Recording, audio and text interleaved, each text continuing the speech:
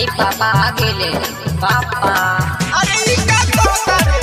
अरे सुना तारू काई उल्टा सीधा कहता। छोटा वाला रौरे बा मान जाए।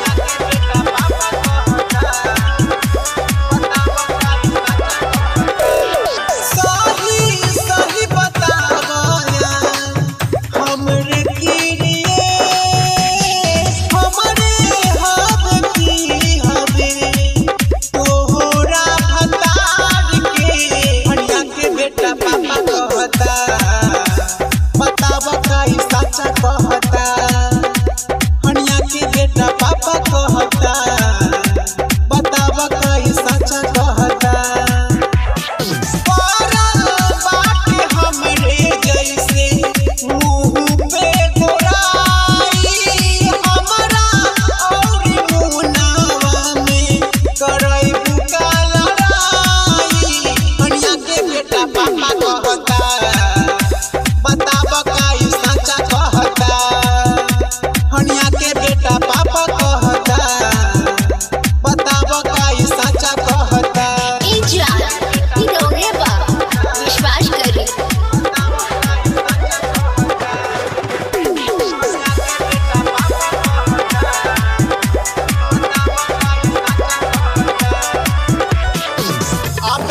अपना बाप के आदर करके ना जानी हो लोग कही पूछी हमर हवे ना निशानी हो। ए जान विश्वास करी रौरे बा। अब से अपना बाप के आदर करके ना जानी हो लोग कही पूछी हमर हवे ना निशानी हो।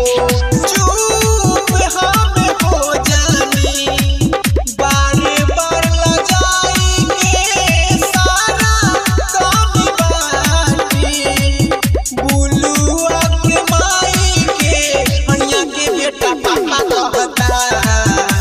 बतावा काई सच्चा कहता। हनिया के बेटा पापा कहता। रहुलवा के मामा कहता। हनिया के बेटा पापा कहता। बतावा काई सच्चा कहता।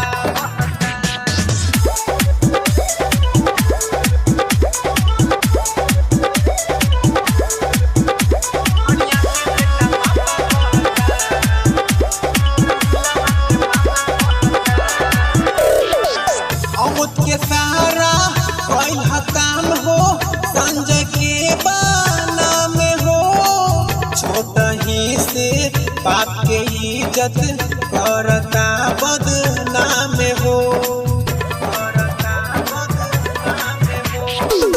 अमुत के सहारा कोई काम हो मुन्ना बाबा के नाम हो छोटा ही से बाप के इज्जत करता बदनाम हो।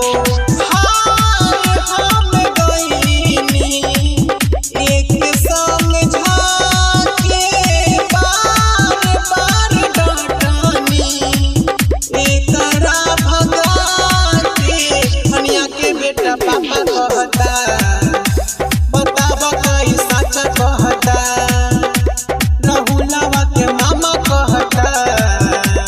हनिया के बेटा पापा कहता।